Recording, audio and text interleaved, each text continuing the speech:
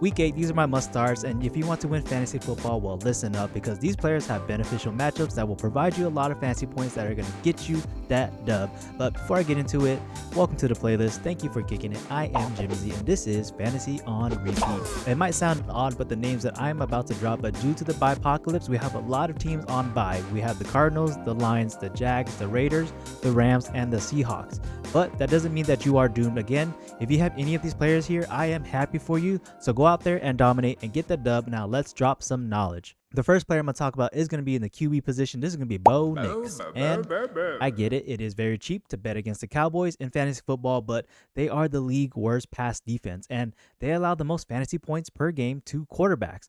And instead of having a historic comeback against the Giants like what Bo Nix just did, he can possibly have a good game from kickoff all the way down to the clock ticks 0. Bo Nix is a dual threat. In the last game, he had 279 passing yards and 2 touchdowns, and he had 5 rushes for 48 yards plus another 2 touchdowns, providing you a 39.96 fantasy point game, and that's crazy. Bo Nix in his last 11 games at home, dating back to last year, he averages 28 fantasy points. This over-under is at 50.5, and this can just be fireworks. So if this game can just be all offense, that would be so sick. Just nonstop offense, points. That would be beautiful. But we have to remember, too, that the Broncos defense is elite. So the question is, can they hold down the Cowboys, who are just red hot right now? And Bo Nix is my start of the week for the quarterback position. So if you have him, enjoy that ride and enjoy these fantasy points that are about to come.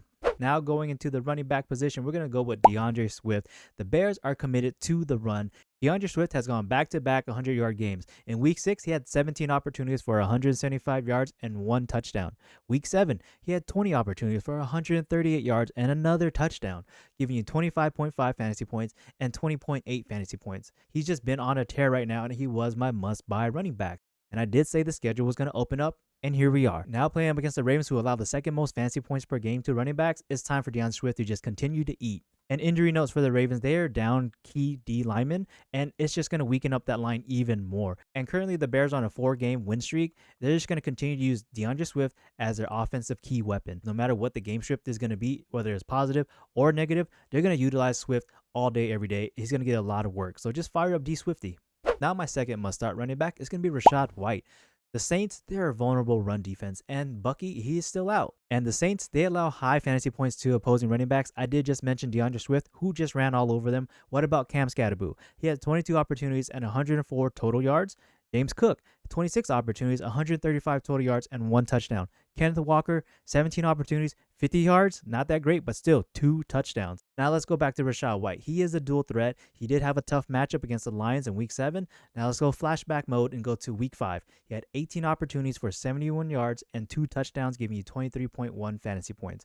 Week 6, 20 more opportunities for 86 yards and 1 touchdown, giving you 17.6 fantasy points.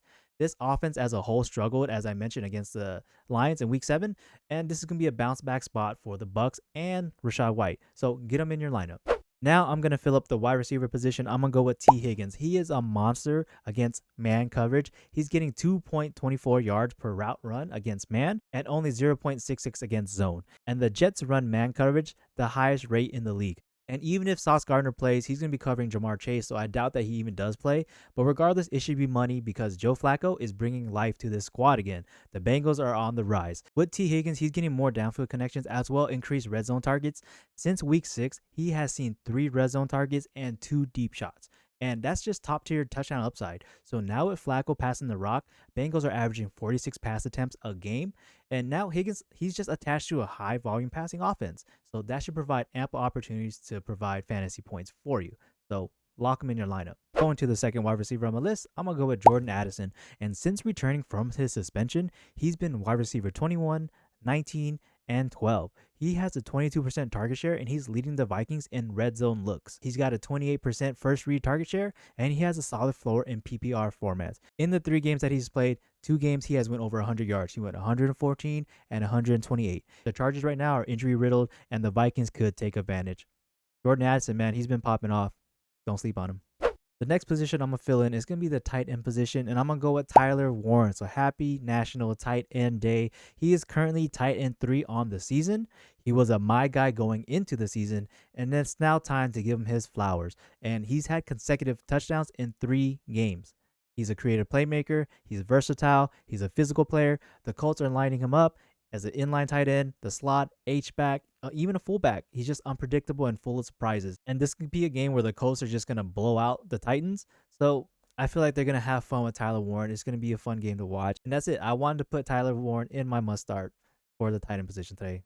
Hop off, my guy. Coming up next is going to be the flex position, where I just have the flexibility to choose whichever position I want. I can go running back, wide receiver, tight end, and this week I'm going with wide receiver. For my flex, it's going to be Wan'Dale Robinson. He has been the primary receiver since Neighbors went out, and I doubted him. He was in my must-sell video, but as a wide receiver one, in the 3-game sample, he's got 26 targets and 17 receptions, 209 yards, and 1 touchdown. Jackson Dart and the Giants, they have taken the league by storm, and they already played Philly. In that game, he had 20.4 fantasy points, 6 receptions, 84 yards, and 1 touchdown. And he even had great numbers against his Broncos defense. I'm just shook. He had 6 receptions, 95 yards, 15.5 fantasy points. Wan'Dale Robinson himself, he's ranked 6th in the league in yards after the catch. Philly gives up 11.1 yards allowed per reception. That's 9th most in the NFL. This is not the same Giants. Dart he elevates this team. I got put on game, but won the Don, so he deserves a spot in your starting lineup. Don't be worried about Wan'Dale Don, man. He's been providing a lot of fantasy points, so he's locked. Now I'm going to fill in this kicker position. I'm going to go with Will Reichard. I did mention him in my waiver wire video in my must adds, but he's just been on fire. And now he's going to be indoor in the SoFi Stadium. And the Vikings scored 28 points, and Reichard had kicked 5 field goals. He's very capable of making long-range field goals. He has 13 successful field goals from the 40 to 49 range, and his longest being at 59. The Chargers are showing a lot of weakness right now, and the Vikings are primed to put up a lot of points, and Will Reichard is going to be a part of that. So it's time. Thursday Night Football. And the defense I'm going to go with for my must-starts is going to be the Indianapolis Colts. The Titans, they're a turnover machine. They're just turnover prone everywhere. They're the lowest powered offense, and they have the worst turnover margin. Cam Ward has lost 5 fumbles, has thrown 5 interceptions in 7 games. And the Titans have given up 30 sacks on the season. That's most in the NFL. And the Titans O-line allowed 11 sacks in the last 2 games alone. I mean, what else can you say, man? The Colts are about to eat, and just get them in your lineup. All right, that was it. Week 8. Those were my must-starts. And if you have any of these players, it will be beneficial to your squad getting that W. And if you like any of this knowledge here that was dropped, let me know. Don't forget, like, comment, subscribe. Do your thing. Let's chop it up. Were you going to start any of these guys? What do you need this week? But if you need some must-sit recommendations, I got you at the end of the video or down below. Go peep it out. Till next time, though, Fantasy on Repeat. Jimsy is out. Peace.